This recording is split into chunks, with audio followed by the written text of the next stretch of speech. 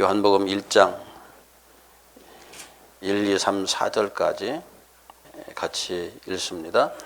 태초에 말씀이 계시니라. 이 말씀이 하나님과 함께 계셨으니 이 말씀은 곧 하나님이시니라. 그가 태초에 하나님과 함께 계셨고 만물이 그로 말미암아 지은 바 되었으니 지은 것이 하나도 그가 없이는 된 것이 없느니라.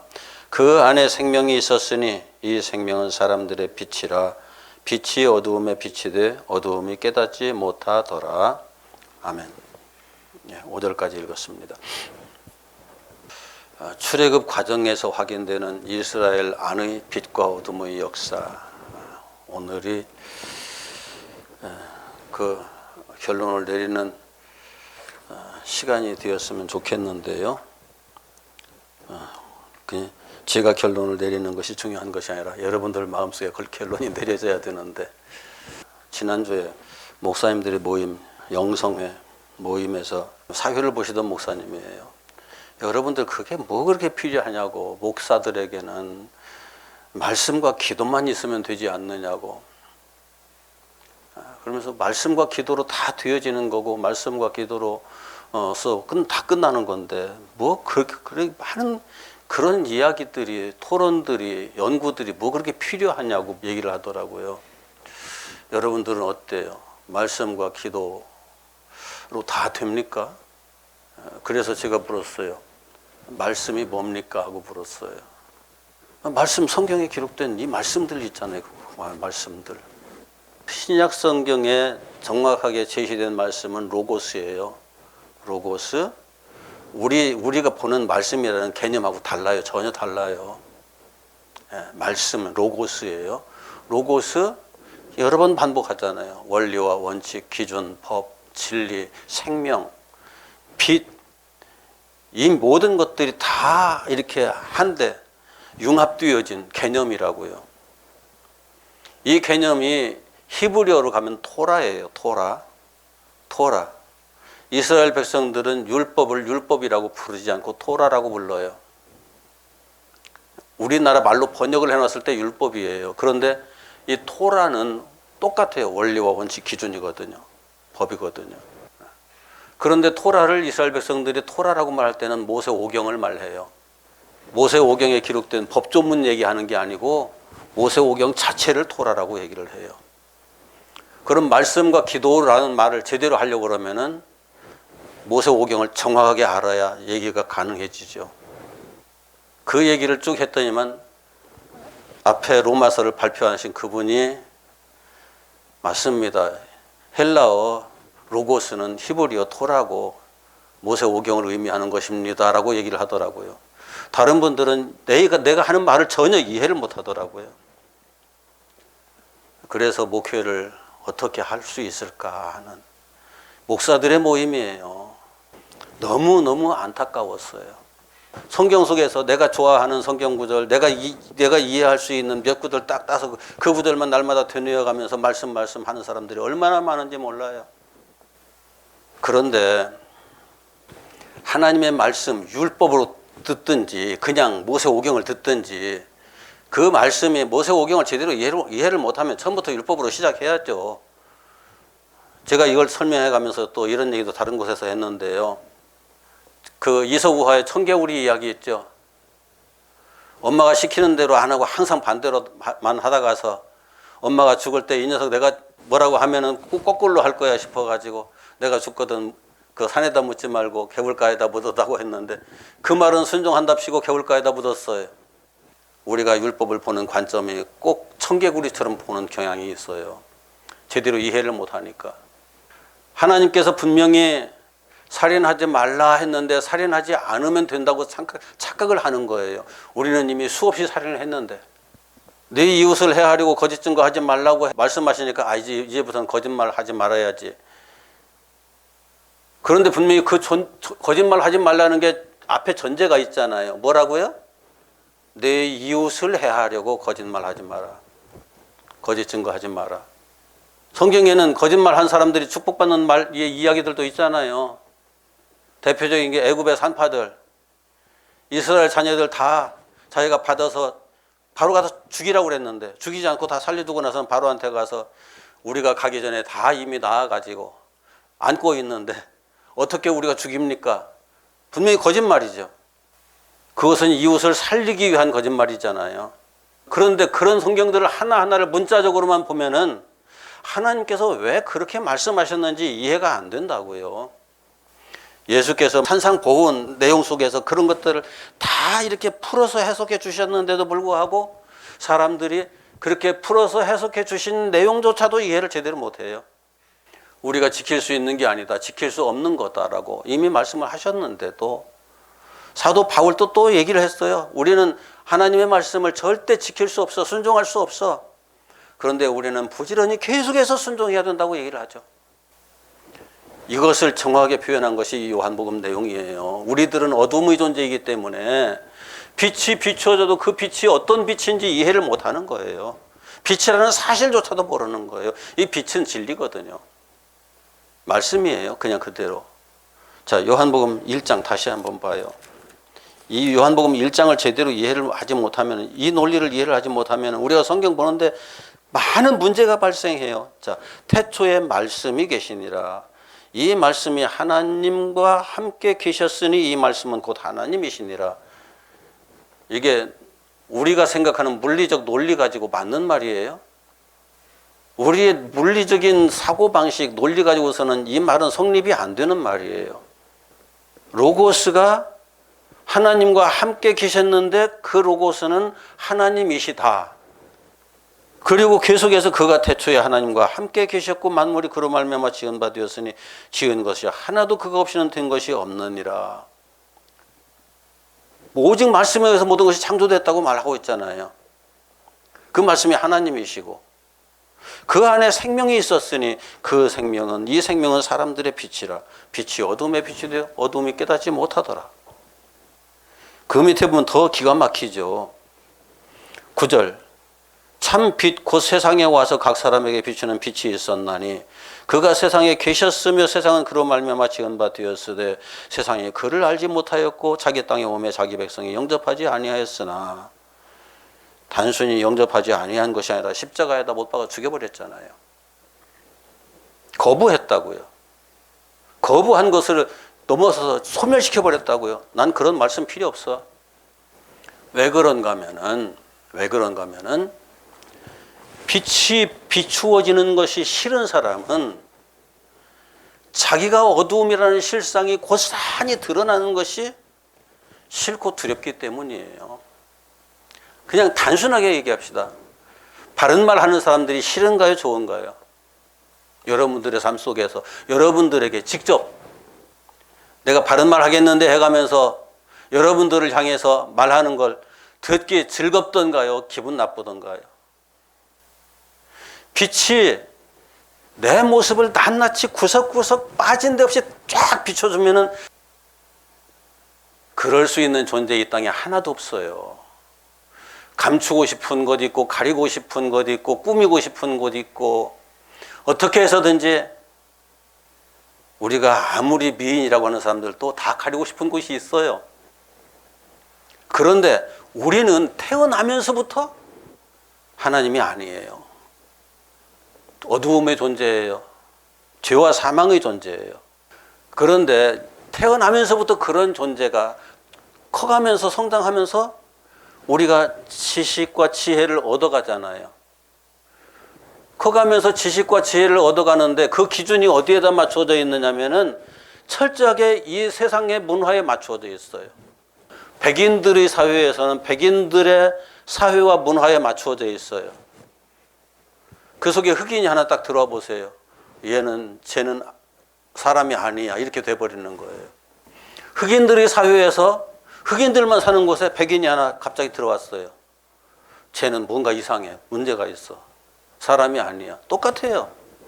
자기가 살고 있는 사회에서 성장해가지고 그 지식으로 채워가지고 그 지식 가지고 살고 있는 사람은 다른 것이 들어오면은 인정을 못하는 거예요. 받아들이지 못하는 거예요.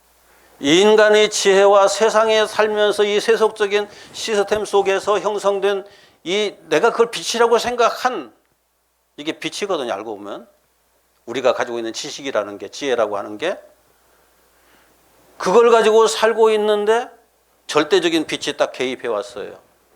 이해를 할 수 있을까요? 절대 이해 못해요. 그래서 예수님을 십자가에다 못 박은 거예요. 왜요? 예수님이 그들의 실상을 고스란히 드러내버리거든요. 하나도 가감없이. 메시아라고 하면 다독거리고 덮어주고 괜찮아 괜찮아 해가면서 그래도 그래도 될 거야, 가능성이 있어, 하나님은 그래도 너를 사랑하셔 해가면서 그냥 가야 되는데 그렇게 안 한단 말이에요. 예수님은 그렇게 안 하셨어요. 그래도 우리들은 그걸 원하죠. 그걸 그냥 문제가 있어도 덮어주고 내 삶이 삐뚤어졌어도 그냥 그래도 괜찮아 해가면서 쓰다듬어주고, 어린애기들 키울 때는 그렇게 키우더라도 우리가 어린애기를 키울 때는 행동이 잘못됐으면 분명히 잘못된 거 가르쳐줘야 커서라도 그걸 알아요. 어렸을 때 그런 것을 가르쳐주지 못하면 커서 배우는 게 너무너무 힘들어요. 고통스러워요. 나중에 그 배우다가 그래도 배워야 할 수밖에 없는 상황이 되면은 자살을 하든지, 그러면 자기가 비참하다고 생각을 하면서, 하나님의 사람들이 하나님의 말씀을 이해하기 시작하는 건 언제부터냐면은 나라는 존재가 어두움의 존재라는 것을 깨닫기 시작하면서부터예요. 그래서 이 어두움 때문에 내가 영원한 하나님 나라에 들어갈 수 없다는 사실을 확인하면서부터예요. 그때부터 자꾸 자기 자신을 빛 가운데 세워가면서 그 어두움에 속한 것들을 하나님께서 제거해달라고 기도하기 시작하죠. 기도는 그렇게 되는 거예요. 우리 어머니가 옛날에 그 보리수나무 밑에서 그 개다리 밥상 하나 갖다 놓고서는 정한수 떠다 놓고, 정한수도 새벽같이 일어나서 빨리 가서 떠오더라고요. 떠다 놓고 거기다 한 그릇 부어 놓고 나서는 기도 엄청 많이 했거든요. 그런 기도를 말하는 게 아니에요. 그런데 대부분의 기독교인들이 그런 기도를 하고 있어요. 이게 얼마나 답답한 일인지 몰라요. 목사들마저도 그래요. 내가 죄와 어두움의 존재라는 것을 발견하고 거기서 깨달았는데 그것부터 나갈 길이 없으니까 하나님 여기에서 나를 건져 주십시오 하고 그 기도가 시작돼야 그게 진짜 기도 속으로 들어가는 거예요. 그래서 하나님과 나의 사이가 대화가 시작되는 거죠. 어린아이가 무턱대로 떼써보세요. 결국은 요즘은 자녀들 매질하는 거, 그 인본주의 사회에서는 절대 해서는 안 된다고, 꽃으로라도 때리지 말라고. 이스라엘 사람들은 그런 부분에 대해서 상당히 이런 인본주의적 사고방식을 거부하거든요. 아이를 때릴 때는 아이만 홀로 세워놓고 회초리질 하지 말고 옆구리에다 끌어안고 궁둥이에 빗겨가지고 궁둥이딱 때리라고. 왜?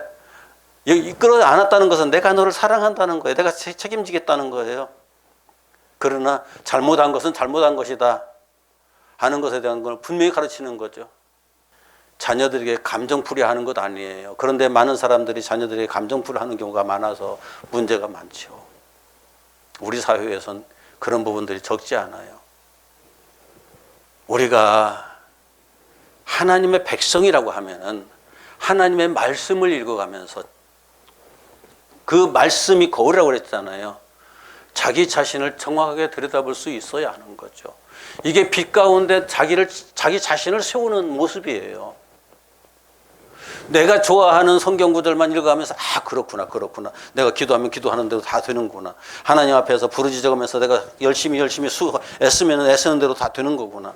그런 식으로 성경을 이해하고 성경을 가르치는 사람들에게는 진리는 없어요. 빛은 없어요. 말씀은 철저하게 모든 인생들에게 자기를 부정해야 될 이유를 정확하게 보여주는 거예요. 자기를 부정해야 될 이유. 예수님께서 말씀하셨잖아요. 아무든지 나를 따라오려거든 자기를 부인하고 자기 십자가를 지고 나를 쫓을 것이니라. 자기를 부인하지 않으면 예수 따라가는 게 불가능해요. 그런데 우리는 자기 부인하는 걸 아주 싫어해요. 다른 사람이 나를 부정하면 그때는 불같이 화를 내고 그 사람을 미워하고 그 사람을 원수처럼 생각하는 일들이 생기는데 왜 성경은 읽다가 내팽개치지 않는지 모르겠어요. 성경에서 그런 모습 보이면 내팽개치든지 불 속에다 집어 던져버리든지 해야 되는데 성경을 잘못 보기 때문에 나를 위한 말씀, 나를 복되게 살게 해주겠다는 말씀, 그런 형태로 잘못 이해하기 때문에 나를 사랑하는 말씀 맞고 복되게 해주겠다는 말씀 맞는데 우리가 생각하는 그 관점하고 성경에서 말씀하는 관점이 너무나 다르다는 것을 사람들은 이해를 못해요. 왜요? 어두움의 눈으로 어두움의 상태에서 보니까.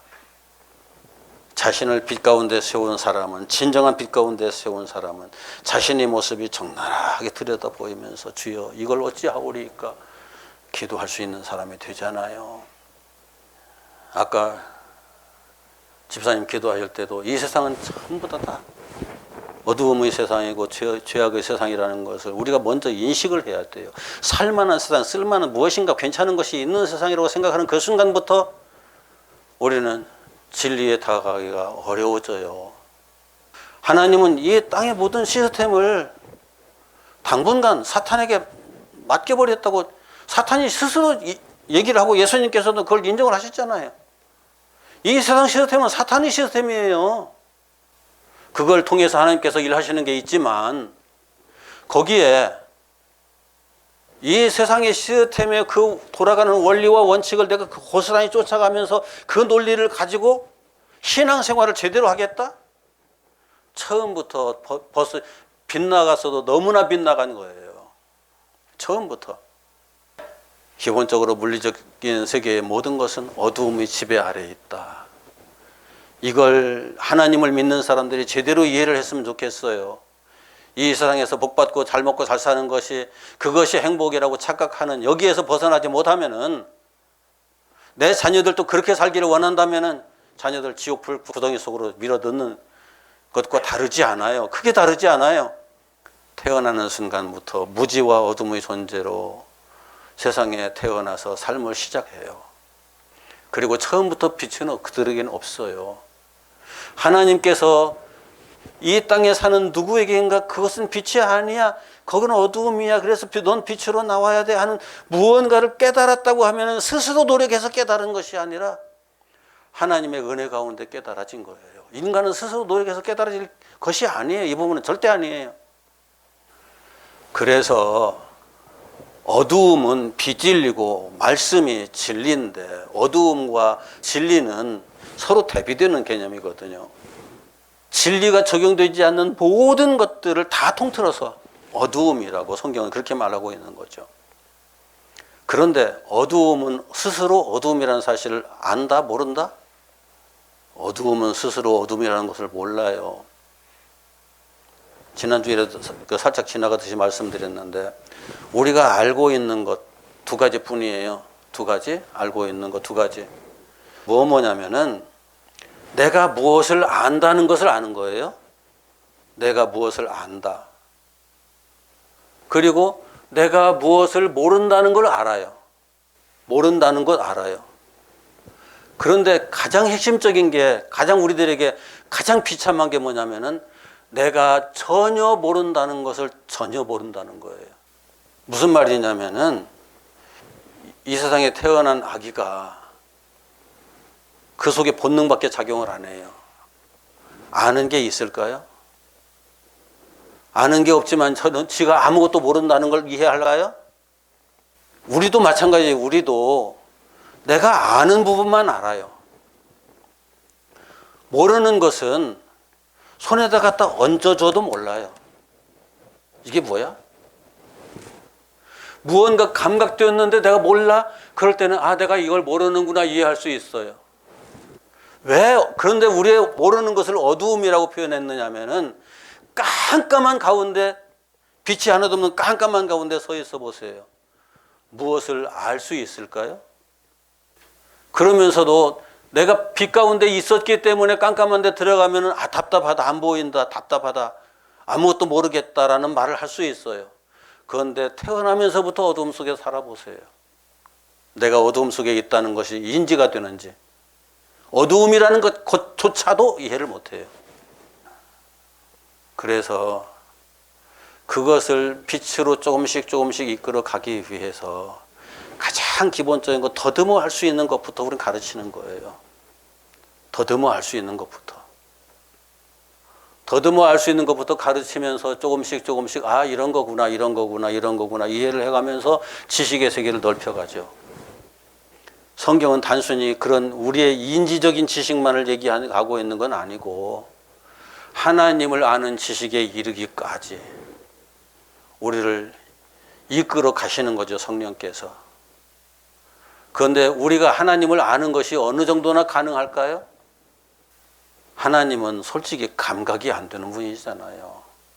보이지도 않고 들리지도 않고 어떤 형태로 느껴지지도 않고 그분께서 내게 느낄 수 있도록 해주셔야만 비로소 느낄 수 있는, 그러나 그 느끼는 것조차도 완벽하지 못한 수준에 머물러 있을 수밖에 없는, 우리는 그런 존재들이에요. 그런데 너무나 많은 하나님을 믿는 사람들이, 특히 목회자들은 자기가 하나님을 잘 알고 있다고 착각하고 있는 경우를 저는 너무나 많이 봐요.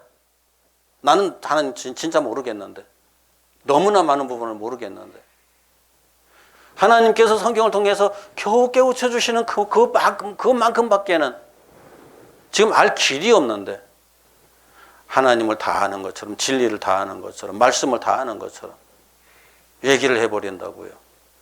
성경 백독한 사람이 성경 모른다면 거짓말이겠죠? 그런데 대화해보면 진짜 성경 몰라요. 성경 구절들 딸딸딸 외우는 건 진짜 잘해요. 그런데 그 성경이 왜 하나님인지를 이해를 못해요. 그 성경이 왜 예수 그리스도인지 설명을 못해요. 예수께서 하신 일 얘기하려면 잘해요. 성경에 다 기록되어 있으니까 하신 일 이거 하셨고 이거 이렇게 하셨고 하나님이 이렇게 하셨고, 그런데 하나님이 그렇게 하셨고가 아니라 그게 하나님이야. 그때부터 뻥해지죠. 우리가 마치 이런 사람들과 같아요. 요한복음 9장. 태어나면서 소경이었던 사람이 예수 만나서 눈뜨게 된 얘기가 쭉 기록되어 있잖아요. 9장의 내용들이 중요한 얘기이기 때문에 좀 한참 진행이 돼요. 태어나면서부터 소경이었던 사람은 예수님을 만나서 눈을 떴어요.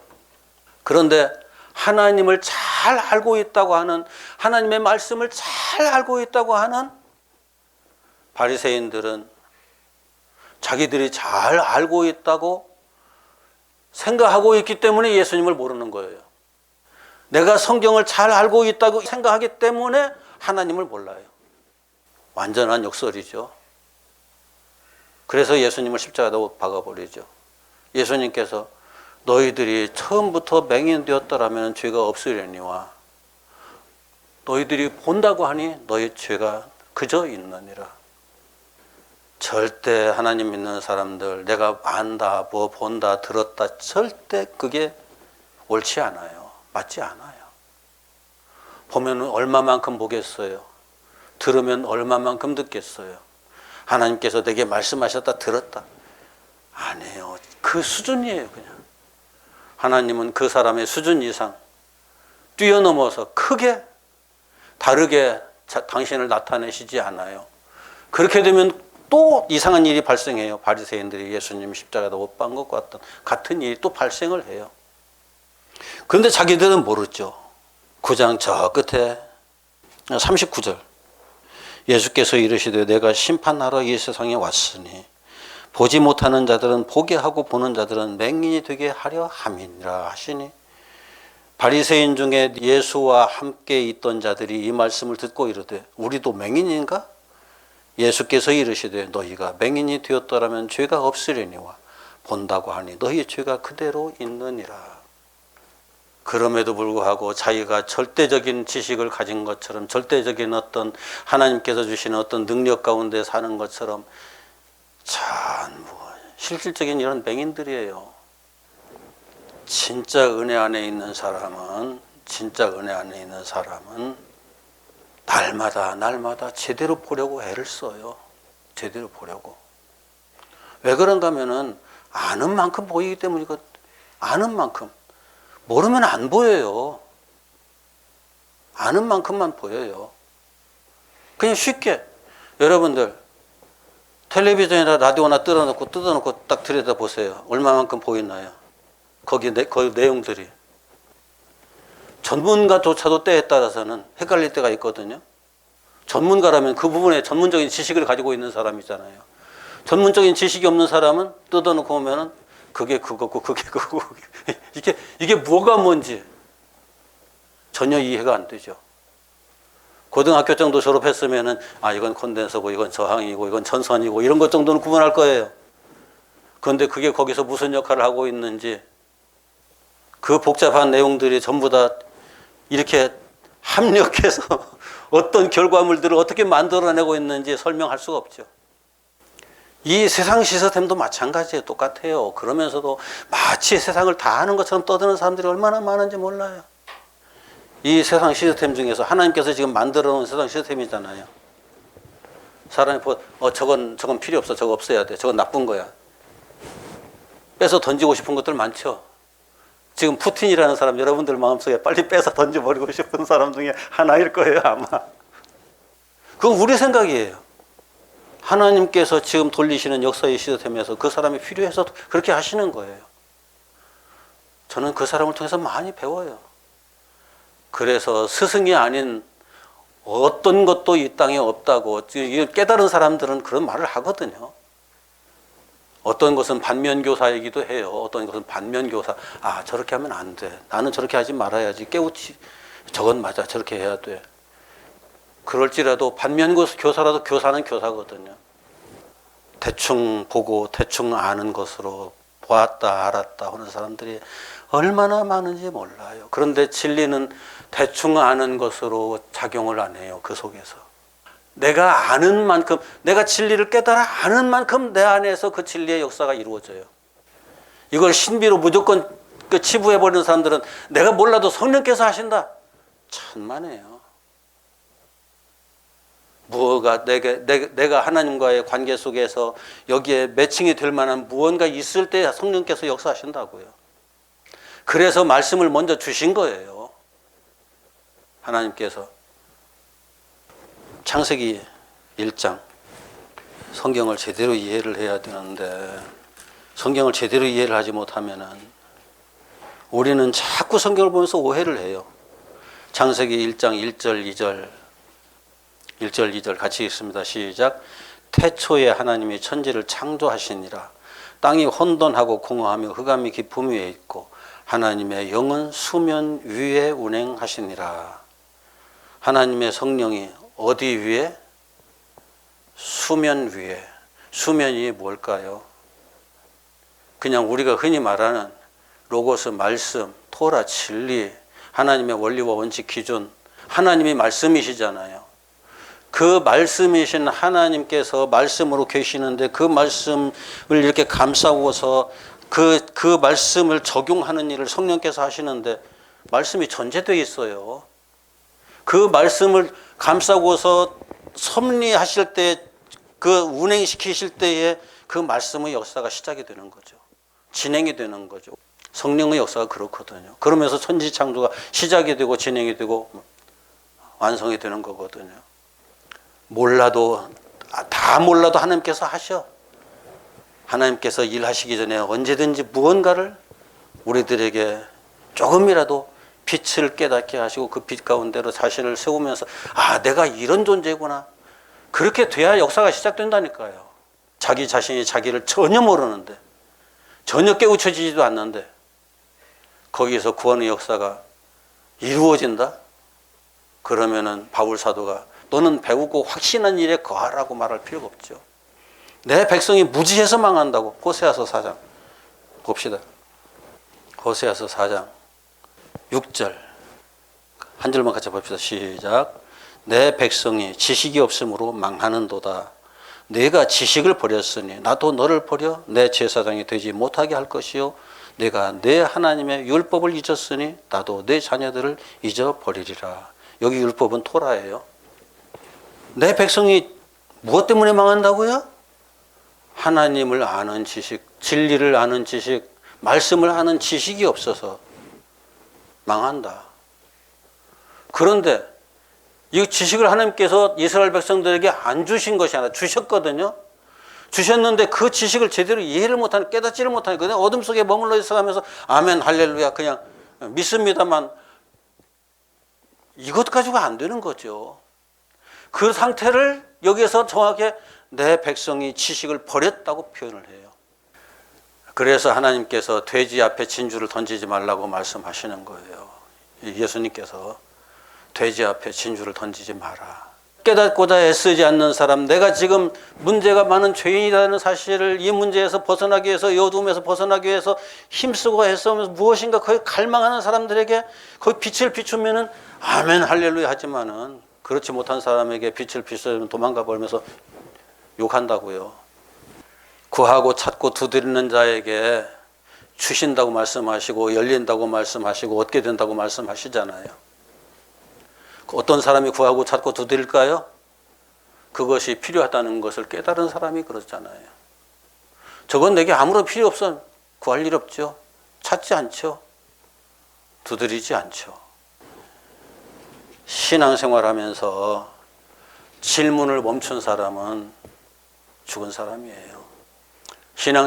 신앙생활하면서 무슨 말씀을 들을 때, 어떤 진리에 대한 이야기를 들을 때에, 성경을 읽을 때에, 기도를 할 때에 무엇인가 내 속에 한번 왔다 딱 부딪히면 아멘 할렐루야 처음에는 그럴 수 있어요. 그러나 그 다음에 즉시 왜 그런 거야 라는 질문이 계속 이어져 가야 돼요. 질문을 멈춘 사람 둘 중에 하나예요. 자기가 하나님이 되었든지 아니면은 죽어 있든지, 이미 전지에 이른 사람이 됐든지 아니면은 깜깜함 속에 머물러 있는 사람이든지. 신앙생활하면서 질문을 멈추지 마세요. 말씀을 들어가면서 기도해가면서 성경을 읽어가면서 끊임없는 질문을 하나님께 할 수 있는 사람이, 그 사람이 진리에 좀 더 가까이 다가가는 사람이 될 수 있죠. 아멘 할렐루야 믿는 건 좋아요. 그러나 거기에서 딱 멈춰버리면은 그 사람은 어둠에서 벗어날 길이 없어요. 그렇게 진리가 왜 그렇게 중요하냐면은 다시 한번요. 말씀이 하나님이시고 그 말씀이 육신이 되어 오신 분이 예수님이시고 그 말씀이 진리고 생명이고 빛이고, 그러니까 그 말씀이 없다고 그러면 어떻게 되는 거예요? 하나님이 없다, 예수 없다, 진리 없다, 빛이 없다. 그렇게 되는 거잖아요. 왜 이게 중요하냐면은 그게 없으면은 거기서 거듭남의 역사가 이루어지질 않아요. 거기에서 구원의 역사가 이루어질 수가 없어요. 거듭남은 그 말씀 속에서 성령의 역사하심을 따라 이루어지는 거잖아요. 물과 성령으로 거듭난다고 분명히 말씀하고 계시잖아요. 그렇게 거듭난 그 모습, 하나님의 형상의 모습, 그것이 하나님 나라 백성이라는 증거예요. 하나님 형상이 이루어지지 않으면 그 나라에 천하 없어도 어떤 일이 있다 할지라도 들어가는 게 불가능해요.